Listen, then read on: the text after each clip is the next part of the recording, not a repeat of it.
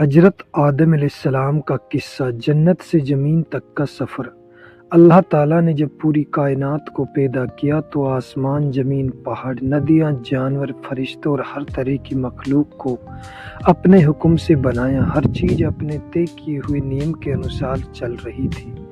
فرشتے ہمیشہ اللہ کی عبادت اور تسبیح میں لگے رہتے تھے۔ ایک دن اللہ تعالیٰ نے فرشتوں سے فرمایا، میں زمین پر ایک خلیفہ نمائندہ بنانے والا ہوں۔ یہ سن کر فرشتوں نے ادب سے عرض کیا، یا اللہ، کہ آپ ایسی مخلوق پیدا کریں گے جو زمین میں فساد کرے گی اور خون بہائے گی، جبکہ ہم آپ کی حمد و پاکیزگی بیان کرتے رہتے ہیں۔ اللہ تعالیٰ نے جواب دیا، جو میں جانتا ہوں تم نہیں جانتے۔ حضرت آدم علیہ السلام کی پیدائش۔ اللہ تعالیٰ نے مٹی سے حضرت آدم علیہ السلام کو پیدا کیا۔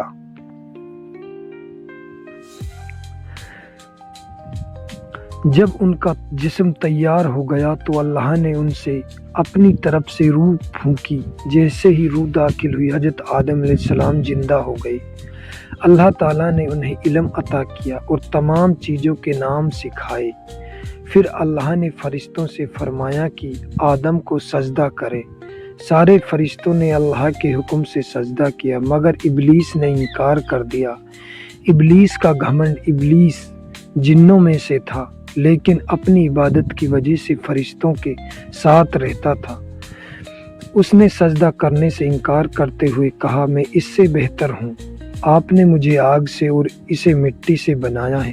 یہ گھمنڈ اللہ کو پسند نہیں آیا۔ اللہ تعالیٰ نے ابلیس کو اپنی رحمت سے دور کر دیا اور اسے راندے درگاہ دھکارا ہوا بنا دیا۔ ابلیس نے قیامت تک کی مہلت مانگی اور قسم کھائی کہ وہ آدم اور ان کی اولاد کو گمراہ کرے گا۔ اللہ تعالیٰ نے اسے سیمتی مہلت دی، مگر یہ بھی فرما دیا کہ اس کے سچے بندوں پر اس کا کوئی زور نہیں چلے گا۔ حضرت حوا علیہ السلام کی پیدائش۔ اللہ تعالیٰ نے حضرت آدم علیہ السلام کے لیے ان کی جوڑی حضرت حوا علیہ السلام کو پیدا کیا تاکہ وہ تنہا نہ رہے۔ دونوں کو جنت میں رہنے کی اجازت دی گئی۔ اللہ تعالیٰ نے فرمایا، تم دونوں جنت میں رہو، جہاں چاہو کھاؤ پیو، مگر اس ایک پیڑ کے قریب مت جانا۔ یہ اللہ کی طرف سے ایک آزمائش تھی۔ شیطان کی چال۔ ابلیس نے موقع تلاش کیا اور آدم و حوا کو بہکانے لگا۔ اس نے کہا، اللہ نے تمہیں اس پیڑ سے اس لیے روکا ہے کہ کہیں تم فرشتے نہ بن جاؤ یا ہمیشہ زندہ نہ ہو جاؤ۔ وہ جھوٹی قسم کھا کر بولا کہ وہ ان کا خیر خواہ ہے۔ شیطان کی باتوں میں آ کر بھولوس اور نادانی میں حضرت آدم اور حوا نے اس پیڑ کا پھل کھا لیا۔ غلطی کا احساس اور توبہ۔ جیسے کہ انہوں نے پھل کھایا، انہیں اپنی غلطی کا احساس ہو گیا۔ ان کی جنتی پوشاک ان سے الگ ہو گئی اور انہوں نے شرم سے اپنے آپ کو ڈھکنا شروع کر دیا۔ حضرت آدم اور حوا نے فوراً اللہ سے معافی مانگی اور کہا، اے ہمارے رب، ہم نے اپنے اوپر ظلم کیا۔ اگر تو نے ہمیں معاف نہیں کیا اور ہم پر رحم نہیں کیا تو ہم نقصان اٹھانے والوں میں سے ہو جائیں گے۔ اللہ تعالیٰ توبہ قبول کرنے والا ہے۔ اس نے ان کی توبہ قبول کر لی، مگر حکم دیا کہ اب انہیں زمین پر اترنا ہوگا۔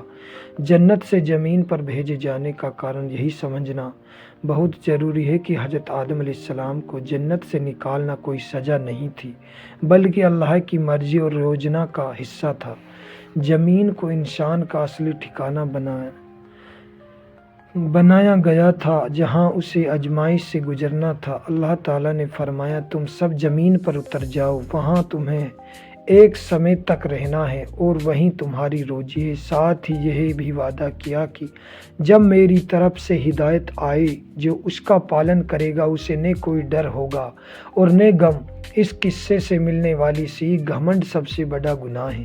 ابلیس کا پتن گھمنڈ کی وجہ سے ہوا۔ انسان غلطی کر سکتا ہے، مگر سب سے بہتر وہی ہے جو توبہ کرے۔ اللہ بہت رحم کرنے والا ہے، وہ سچے دل سے کی گئی توبہ قبول کرتا ہے۔ دنیا ایک امتحان ہے۔